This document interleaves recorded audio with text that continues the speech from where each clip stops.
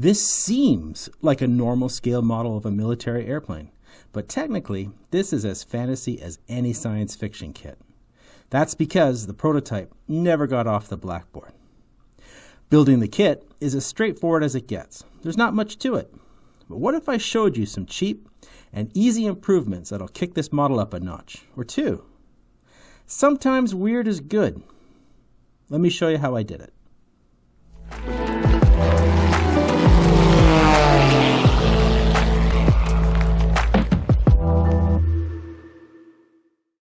This video is sponsored by Gallery.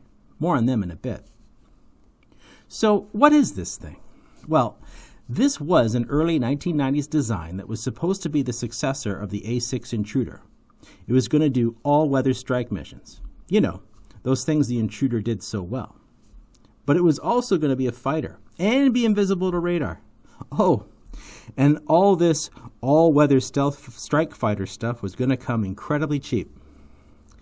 And whoever came up with all those requirements was likely smoking something, which probably led to the A-12 being called the Flying Dorito, aside from it looking like a bad-smelling snack chip. No surprise, the plane was never built. Nope, the only things this program delivered were delays, cost overruns, a few canopies, a non-flying mock-up, $2.8 billion in invoices, and 21 years of litigation. So, let's do what McDonnell Douglas never could and get this thing built. First off, this is one of those rare airplane kits that does not start with a cockpit. Nope, this one starts with intake trunking and jet exhausts. And I didn't bother smoothing over the seams or painting the trunking. There are slats in the intakes and the exhaust is a narrow slit. It's very difficult to see anything inside. I have a few pet peeves when it comes to scale models, and one of them is when I have to install the landing gear before the plane is completed. That's because once the landing gear is glued in, I have to be very careful handling the model, or bits will break off during construction or painting. You could say I have some experience with this. Luckily, this landing gear is big and beefy, so it's less likely to break. But the landing gear parts required a lot of cleanup and sanding.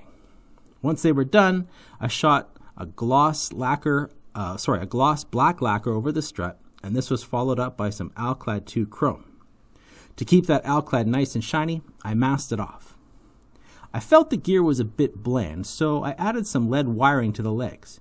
And no, none of this is prototype in the least. It's just inspired by the landing gear on the Intruder. Normally, gluing some lead wire to landing gear is not a problem for my dollar store CA glue. But there are times when the glue didn't glue and it was supposed to glue, and I don't know. Have you had this issue with your super glue? It's weird, right? Right now I'm thinking maybe I should buy my glues for more than $1. Anyhow, eventually the glue saw things my way and the lead line stuck to the landing gear. But that work took a lot of wind out of my sails for painting. I just wanted these small parts painted, and I didn't want to bother getting up and using the big paint booth. So I tried the new Gallery TURBOX compressor. For small bits where I'm only going to shoot a few drops of paint, it's perfect, and it doesn't take up any space on the bench. Once the compressor is on, I can dial in the pressure on the display, and I'm off to the races. I use it for painting the gear, the wheels, and the bang seats on this model. I love this thing. It works well, it's incredibly handy. I'm definitely not giving this away or giving it back. So if you want one, and you want to save some money, just use my code below or in the video description. All purchases will go to help support the channel. Once the paint dried, I weathered the landing gear with a basic wash. The idea that I wanted to have something that looked operational but still cared for. I finished up the main landing gear by gluing them in the boxes and installing them in the airplane. Next up is a flight deck. And I say this because most cockpits are small and cramped. The A-12's cockpit looks like an executive townhome in comparison. So roomy. I also think these instrument panels are pure fiction, but there was enough detail to paint up and enjoy. I started by painting the cockpit flight deck entirely in Nato Black. Then I masked the instruments before I painted everything in Tamiya's sky gray. I followed up with some dry brushing using Citadel Gray Base. Now, this plane has a lot of multifunction displays, but no decals. I have a quick way to finish these. I start with using a chrome Sharpie and making sure to stay in the lines. Once that dries, I went over it with some Tamiya clear resin. Now, my clear resin is way past its prime and has turned into an alien-like translucent green goop. But with a little thinner, it comes back to life. Once it is workable, I add layers of clear green to the screen. The first couple of coats don't look like much, but eventually I had shiny screens where I could just see the chrome poke through. Actually, these displays are pretty convincing for a weird mid-1990s tech. But the kit-supplied bang seats were, somewhat less convincing. I figured that an Air Force A-12 would use the same seats as the F-15 or F-16. I found these Reagan-era True Details resin seats at my local hobby shop for an excellent price. And while they are decades old, they have enough detail for a closed cockpit. Now, I tried to record my installation of these photo etch bits to the seats, but I'll level with you. This was finicky work that had a lot of focus and centering issues. But here's the end result with a coat of black primer. The rest of the painting process was about finding a photograph of the real thing and painting out the details in similar colors. I started by painting the chair frames in the same sky gray as I used for the rest of the flight deck.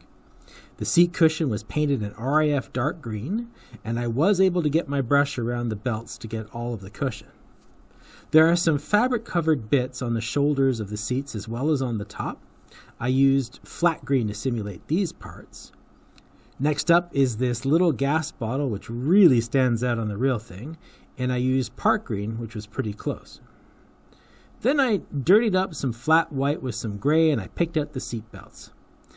I think these ended up way too bright, but if I were to do them again, I'd probably go more gray.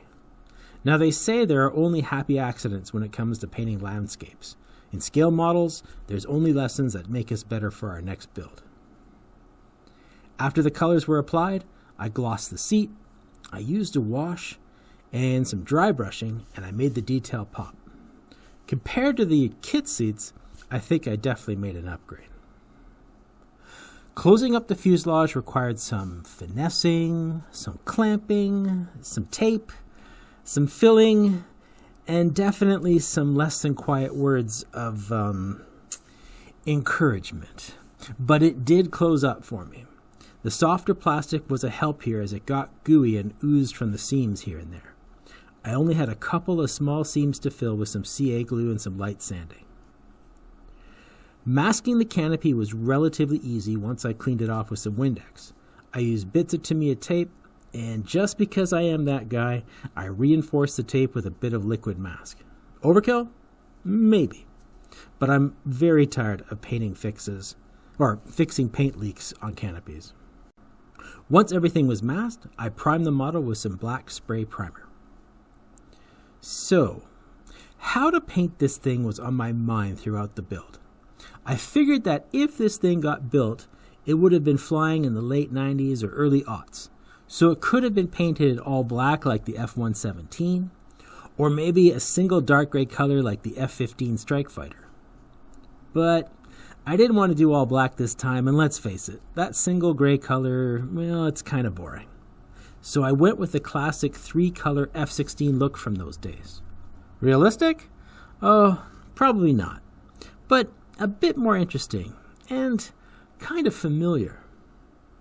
All of the colors I used are Tamiya mixes found on the Replicator website. I'll admit, mixing Tamiya colors is a bit old school.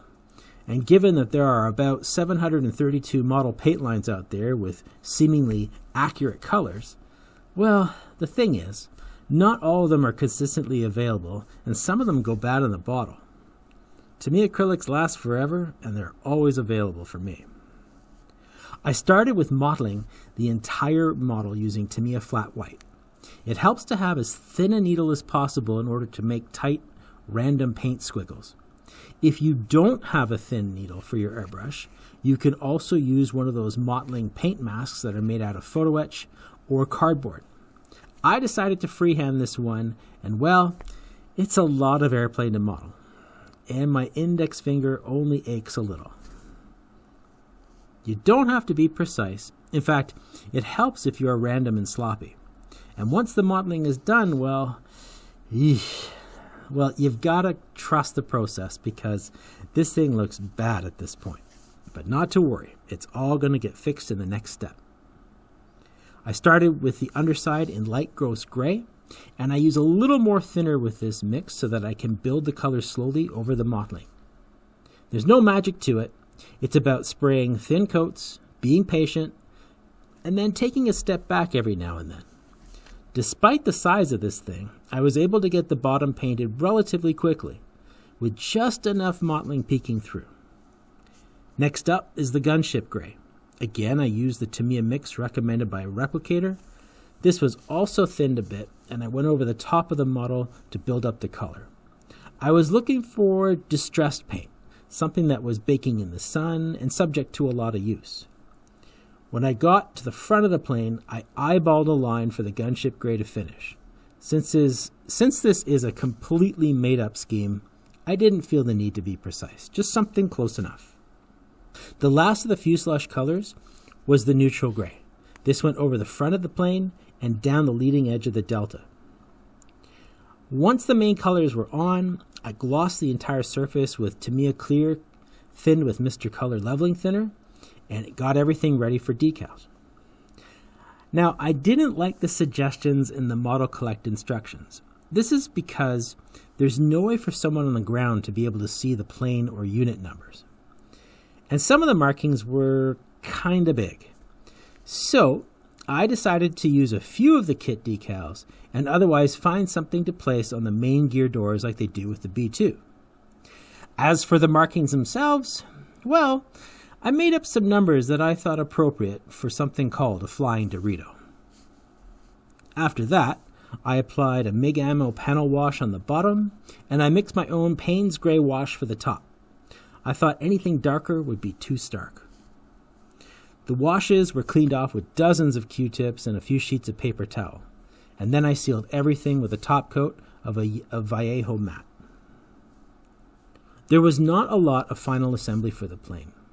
I thought the main and nose wheels were a little bland, so I painted some grooves using Tamiya tape and black paint. I would have preferred to scribe these treads, but I couldn't figure a consistent way to do that. And if you have a good way to scribe treads onto wheels, I'd love to know in the comments. And there you have it, the A-12 Avenger 2 as it would have been flown by the U.S. Air Force. If you have a soft spot for Cold War planes or paper projects or canceled programs, this is the model for you. It went together quickly, and if you stick to what's in the box, you can have this thing ready for paint in a number of hours. It's definitely going to be one of the more unique models in my collection. Thanks again to Gallery for sponsoring the video. I always wanted to have a compact compressor to take with me or to use at my bench. For small parts, it's perfect, and it works with all my airbrushes. Thanks for watching this video and for all of your support. Until next time, keep building, keep trying new things.